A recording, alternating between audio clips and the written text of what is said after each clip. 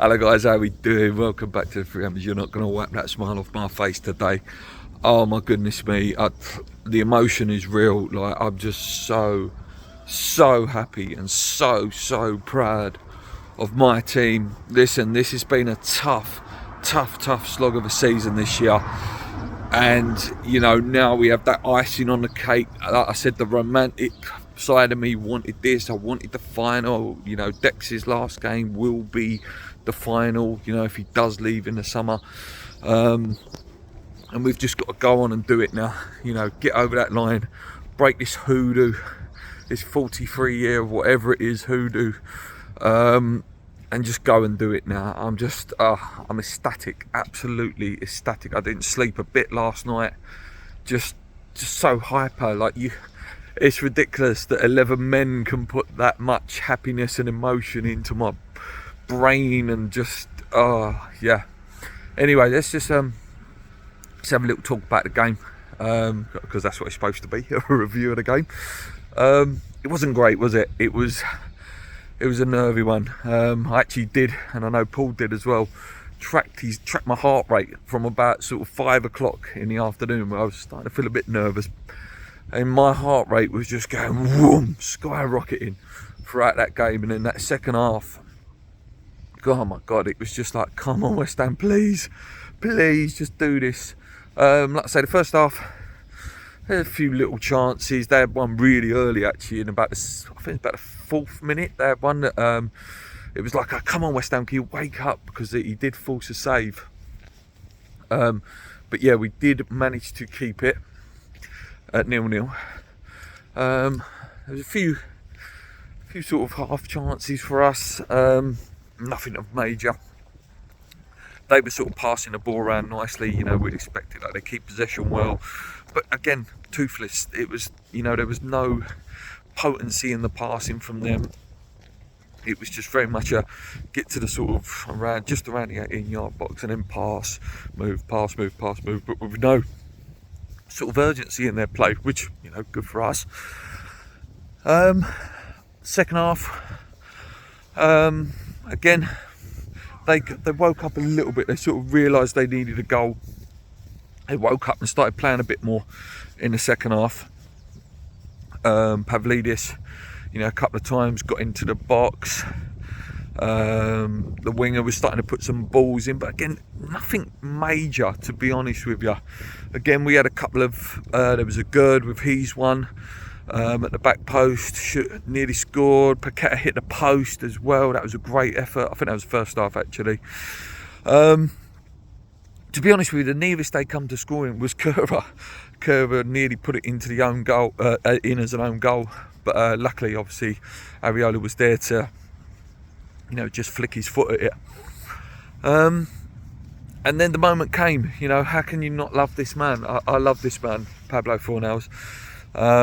You know, the way he's been treated by David Moyes this season, you know, it couldn't happen to a nicer bloke. And I really hope, you know, if David Moyes does go in the summer, that Pablo Fornals is given a new lease of life again, because there is a top player in there. There's a top player in there. He's been lacking confidence, lacking playing time, but that goal last night, honestly, it was just beautiful. He came on, won the ball. You know, all the other players were running it to corner flag, you know, trying to time waste, which they were doing well. Bowen did well, Paqueta did well. But yeah, he's took it on, little touchdown. I think Danny Ings played it into him. He's put it through the guy's legs, and then just had the composure to run through and put the low finish down. What a goal, and what a moment. Just relaxed everyone in that moment. You knew that was it. You know, you knew we'd done it. We were going to Prague. Yeah, love the man. Absolutely love the man. And his interview afterwards, where he was singing West Ham and massive again. This is a man who gets the club. He really does. He really gets West Ham. He's bought into it. It's a shame we don't have a few more like him, you know, that have that same heart and desire. Yeah, after the game, obviously, sad scenes with the, you know, the balaclava up AZ Outwell fans trying to get into the family enclosure. And obviously the players, rightly so, you know, trying to protect their families. Had a little bit of chaos, which just sort of tired it a little bit, and I started panicking. I was like, boys, don't just, like, I understand you're trying to protect your families, which is right, but the way FIFA look at it and the way UEFA look at it will be, you're causing trouble. And I was thinking, last thing we need now is, because at first on telly, obviously you don't know the full story in the first few minutes. You're thinking, don't get our fans banned for the final, or, you know, one of our players don't do something too silly, and then they go, oh, you've put the game in dispute, and then we lose a couple of players. I don't think that's going to happen. I think that the players will be okay, and the fans will be okay. I think it's more the policing on the AZ side, and the fact that, you know, these balaclava guys were easily able to get into the hospitality part of the ground, which was a bit ridiculous. But yeah, that's the only sad side of the evening. But brilliant, like I say, the celebrations looked amazing. You know, Andy Carroll was there. I think Tony Cottee was out there. Mark Noble in the dressing room with the beers and all that. Yeah, it gives us something to look forward to now. You know, 3 weeks time, today is the anniversary of when we won the 1965 one. You know, sort of quite nice that it's happened like that.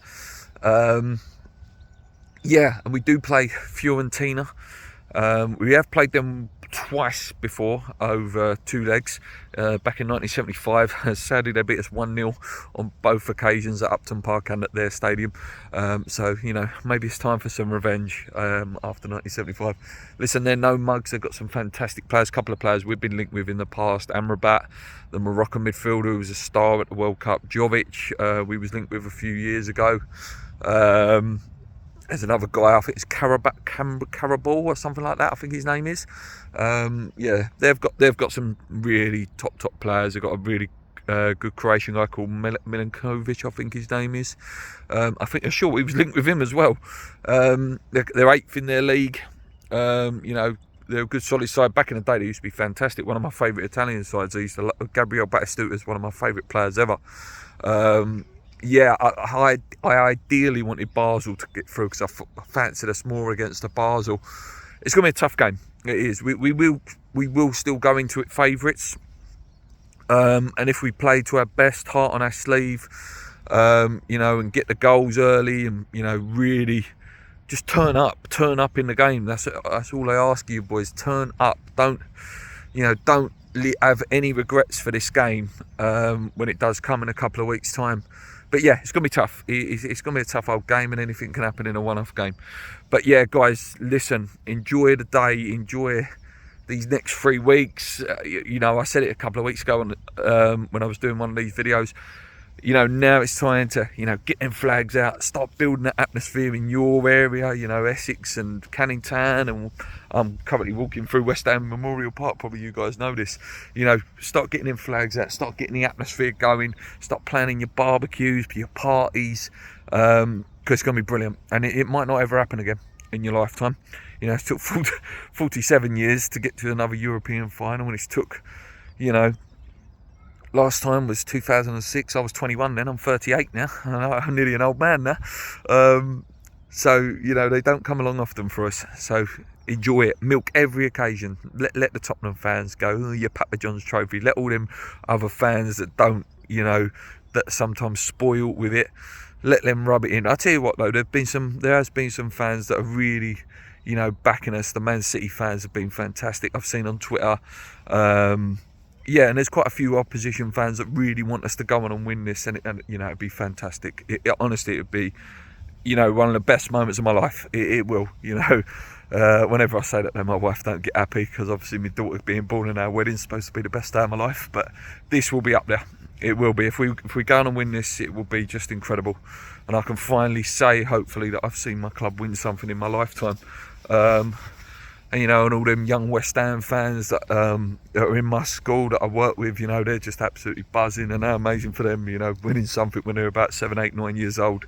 They'll be spoilt thinking it's a regular thing, and we all know the pain. Yeah, I'm going to stop here, guys, because I've rambled on for quite a bit, but honestly, I can't put into words my emotion, how proud I am. Oh, I didn't do a man of the match. I have to give it to Pablo Fornals. Love the man. He scored the goal that calmed us all down. Kera was fantastic, though. I have to say, Kera was absolutely fantastic. Paqueta was brilliant with his runs. I thought Antonio hustled and bustled and did what he did. But yeah, Come on, you Warriors! We can do it!